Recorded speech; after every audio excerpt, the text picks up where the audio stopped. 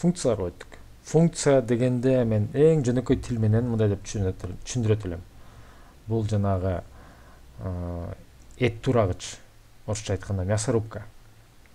Элестетсеңиз, функция деген ошо мясорубка, ошо эт турагыч. Анын ичине эт саласыз, ал турап туралган эт чыгарып берет.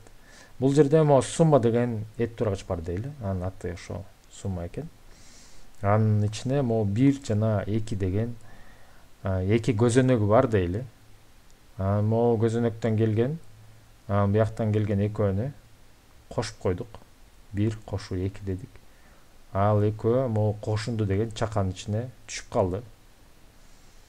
Анан могу return деген keyword атайын резервтелген, ээленген, ошол могу return деген сөз бар дейли.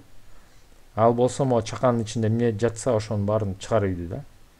Ошондо могу конструкциясына көңүл буралы. Def деген ачкыч сөз бар. Анан боштук коюлду. Анан функциянын аты жазылды.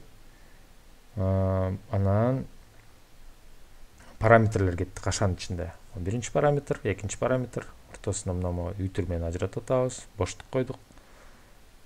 Кашан жаптык, кош чекит. Анан жаңы сап койдук. Берде Python'da абдан маанилүү болгон боштуктар коюлуп атат. 4 боштук бар бери, 1 2 3 4. Сөзсүз түрдө абдан маанилүү. Эгерде могу 4 эмес болуп калса, 5 же андан азыраак, 4төн азыраак болуп калса, анда туура эмес болуп калат, синтаксис ката болуп калат. 4 боштук койдук, кошунду барабар 1 кошулган 2 дедик. Бул экөө кошулду, бияка сандар келип атат, Анан ошол кошунду деген чаканын ичинде болгон нерсени чыгарып ийдик. Бул функцияны, могу сумма деген функцияны кантип колдонобуз?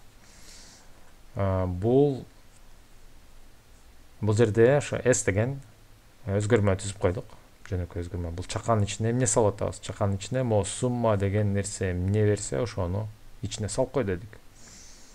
Ошондо эле сумма дедик, функциянын атын айттык. Анан могу 1 дегенге могу 123'тү койдук. 2 дегенге 432'ны койдук. Кашан жаап койдук. Анан могу ичиндеги логикасы иштеп кетти. Могу чакага могу 1 менен 2'нин кошундусу салынды, суммасы. Анан return болуп атат. Return дегенде могу жерде кошундун ичинде отурган сан атып чыкты биякта көздөй. Могу return'дөн атып келип, могу s'тин ичине отуруп калды. Анан могу print деген функция менен экранга чыгарып атабыз. Азыр ушулардын баарын төккө чачпай көрсөтүп берем.